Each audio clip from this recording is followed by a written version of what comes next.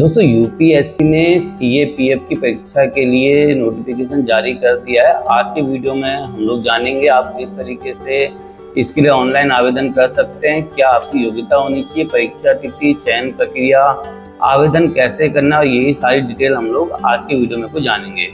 तो ज़्यादा समय व्यर्थ न करते हुए आज का वीडियो शुरू करते हैं। मेरा नाम है संजीव और आप देख रहे हैं हमारा यूट्यूब चैनल। दोस्तों यूपीएससी सीएपीएफ यानी कि संघ लोक सेवा आयोग यूपीएससी ने 24 अप्रैल को अपनी आधिकारिक वेबसाइट upsc.gov.in पर केंद्रीय सशस्त्र पुलिस बल सहायक कमांडेंट परीक्षा 2024 के लिए अधिसूचना जारी कर दी है। अभ्यर्थी अपना आवेदन ऑनलाइन माध्यम से जमा कर सकते हैं। रजिस्ट्रेशन की जो लास्ट डेट है वह 14 मई 2024 है। इस डेट तक आपने आवेदन करना है। टोटल जो वैकेंसियां हैं लगभग 506 वैकेंसियां निकाली हैं। यह जो वैकेंसी होगी यह बीएसएफ, सीआरपीएफ, सीआईएसएफ, आईटीबीपी और एसएसबी में की जाएगी। दोस्तों यूपीएससी सीएपीएफ में आवेदन करने के लिए आपकी योग्यता कम से कम स्नातक होनी चाहिए, यानी कि आप कम से कम ग्रेजुएट होने चाहिए और आपकी जो एज है वह 20 से 25 वर्ष के बीच में होनी चाहिए। यह रही आपकी योग्यता जिसके आधार पर आपका चयन होगा। दोस्तों आज के वीडियो में हम जानेंगे आप किस तरीके से ऑनलाइन आवेदन कर सकते हैं। इसका आवेदन का प्रोसेस वैसे तो सिंपल है। आपने सिंपल से वेबसाइट पर जाकर अपना रजिस्ट्रेशन करना होता है और अपनी डिटेल भरनी होती है। उसका आवेदन शुल्क जमा करके आप अपने फॉर्म का प्रिंट आउट निकाल सकते हैं और यह एक सिंपल प्रोसेस होता है आवेदन करने का। लेकिन आवेदन करना कैसे, यही सब चीज हम लोग आज की वीडियो में जानेंगे। तो ज्यादा समय व्यर्थ न करते मैं आपको लेकर चलता हूँ अपने कंप्यूटर की स्क्रीन पे और आपको बताता हूँ आप किस तरीके से आवेदन कर सकते हैं। तो चलिए शुरू करते हैं। तो दोस्तों हम आ गए हैं अपने कंप्यूटर की स्क्रीन पर और यहाँ पर आप संघ लोक सेवा आयोग की ऑफिशियल वेबसाइट देख रहे हैं। यहाँ पर इंस्ट्रक्शन पर OTR लिखा हुआ है। OTR यानी कि वन टाइम रजिस्ट्रेशन। तो दोस्तों अगर आपने OTR पहले से किया हो तो आप अपनी ईमेल आईडी, मोबाइल नंबर के थ्रू OTR आईडी के थ्रू भी लॉगिन कर सकते हैं। अगर नहीं किया हुआ है तो आपने न्यू रजिस्ट्रेशन वाले बटन पर क्लिक करना होता है। न्यू रजिस्ट्रेशन वाले बटन पर क्लिक करने के बाद आपने अपना नाम को वेरीफाई करना होता है। उसके साथ ही अपना जेंडर, ठीक है, आपका जो भी माइनॉरिटी स्टेटस है, minority status, date of birth, father name, mother name, ये सारी डिटेल्स डालनी होती हैं। उसके बाद में अपनी ईमेल आईडी, ये सारी डिटेल आपने यहाँ को फीड करनी होती है। इन सारी डिटेल को फीड करने के बाद आपका सिक्योरिटी क्वेश्चन का ऑप्शन आता है। आप यहाँ पे सिक्योरिटी क्वेश्चन चूज कर सकते हैं। उसका कैप्चा कोड डाल के आप यहाँ को रजिस्ट्रेशन कर सकते हैं।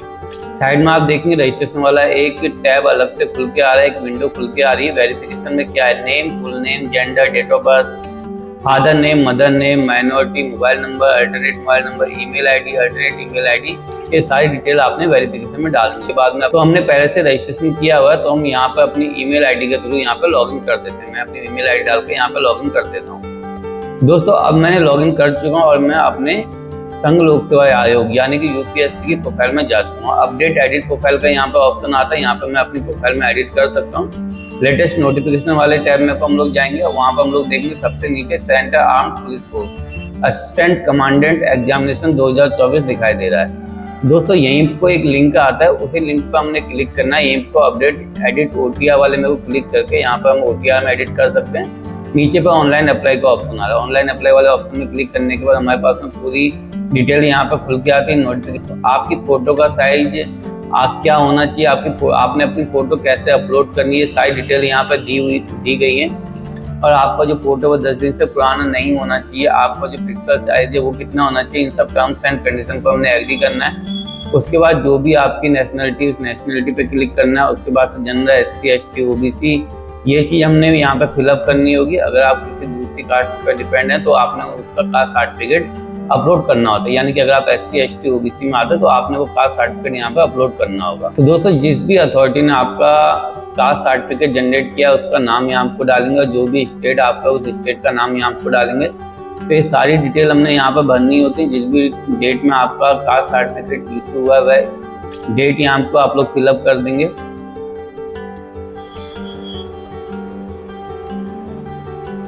तो लास्ट में को आपका यहाँ पर रेजिडेंशियल एड्रेस होता है। आप अपना आवासीय पता यहाँ पर डाल सकते हैं। जो भी आपका रेजिडेंशियल एड्रेस है तो रेजिडेंशियल एड्रेस डाल देंगे हम यहाँ पर अपना। सेकंड लाइन में को भी रेजिडेंशियल एड्रेस ही डालेंगे। तीसरी बार उसका थर्ड लाइन आती है। थर्ड लाइन पर हमने भी एड्रेस फिट करना। उसका स्टेट हो गया, डिस्ट्रिक्ट हो गया, डिस्ट्रिक्ट के बाद पिन कोड के बाद आपका जो भी फ़ोन नंबर है विथ एरिया कोड, यानी कि अगर आपका मोबाइल फ़ोन नंबर है तो जो भी आपका एरिया कोड है उसके साथ में आप फिलअप कर सकते हैं। कंटिन्यू वाले क्लिक पर जाके आगे बढ़ेंगे। अगर आप एज में रिलैक्सेशन चाहते हैं तो आप यहाँ पे यस करेंगे, उसके बाद एससी या जो भी कास्ट में को आप आते हैं उस कास्ट पे क्लिक कर देंगे। अगर नहीं चाहते तो नो वाले ऑप्शन पे क्लिक करेंगे, कंटिन्यू करेंगे और उसको आगे बढ़ेंगे। उसके बाद जो भी आपका फोटो है, जैसा कि पहले नोटिफिकेशन में आपको बताया हुआ है, उसी साइज के हिसाब से अपना फोटो आधार कार्ड यहाँ पे अपलोड करेंगे। तो सबसे पहले आधार कार्ड अपलोड करेंगे। आधार कार्ड अपलोड करने के बाद में यहाँ पर फोटो पहचान पत्र संख्या जो है आपकी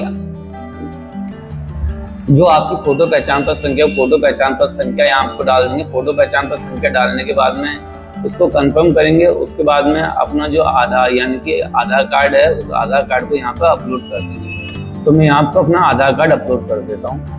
उसके बाद नीचे पा रहा है मीडियम ऑफ एग्जामिनेशन फॉर ऐसे कंपाउंड पेपर सेकंड। तो जिस भी माध्यम से आप पेपर देना चाहते हो माध्यम आप यहाँ पे लिख सकते हैं। अगर आप एक्स सर्विसमैन है तो वह आप यहाँ पे फिल कर सकते हैं। अगर आप डू यू फाइनली सिलेक्टेड, अगर आप पहले से किसी परीक्षा में सिलेक्ट हुए हैं तो उसमें यस या नो में कर सकते हैं। कंटिन्यू करेंगे और हमारा पूरा फॉर्म यहाँ पर खुल के आ जाएगा। तो हम इस फॉर्म को एक बार रीवेरीफाई कर लेंगे। फॉर्म को रीवेरीफाई करने के बाद हम इसमें अपडेट कर सकते हैं। मैं यहाँ पे मैं सहमत हूँ यानी कि आई एग्री वाले ऑप्शन पर क्लिक करके आगे बढ़ सकता हूँ, चाहे तो मैं इसे अपडेट कर सकता हूँ। हम यहाँ पे आई एग्री वाले बटन पे क्लिक कर देंगे।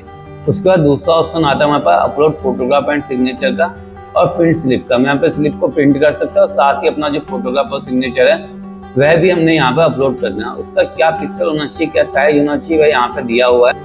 तो दोस्तों फोटो सिग्नेचर अपलोड करने के बाद आप सेंटर सिलेक्शन वाला बटन आता है, सेंटर सिलेक्शन वाले बटन पे जाके आप अपना सेंटर सेलेक्ट कर लेंगे। मैं दिल्ली सेलेक्ट कर लेता हूँ। I have read declaration and agree, मैंने घोषणा पत्र को पढ़ लिया और मैं सहमत हूँ, इस बटन पर क्लिक करेंगे। मैंने घोषणा पत्र को पढ़ लिया और मैं सहमत हूँ, इस बटन पर क्लिक करेंगे। इसके बाद तीनों ऑप्शन आते हैं, हम तीनों ऑप्शन भर चुके हैं। हमारा जो फॉर्म है वो फॉर्म फिल हो चुका है और लास्ट में क्लिक किया वाला बटन आ रहा है। क्लिक किया वाले बटन पर क्लिक करके प्रिंट आउट निकाल के रख लेंगे। तो हमारा जो फॉर्म है वो पूरी तरह से कंप्लीट हो चुका है और हमने यूपीएससी सीएपीएफ के लिए ऑनलाइन आवेदन कर दिया है। अब हम वेट करेंगे इसका एडमिट कार्ड जब भी हमें आएगा और एडमिट कार्ड किस तरीके से निकालते हैं वह भी हम बताएंगे। तो दोस्तों आपको ये वीडियो कैसा लगा मुझे कमेंट सेक्शन में बताएं। साथ ही वीडियो को लाइक और चैनल को सब्सक्राइब करना बिल्कुल ना भूलें।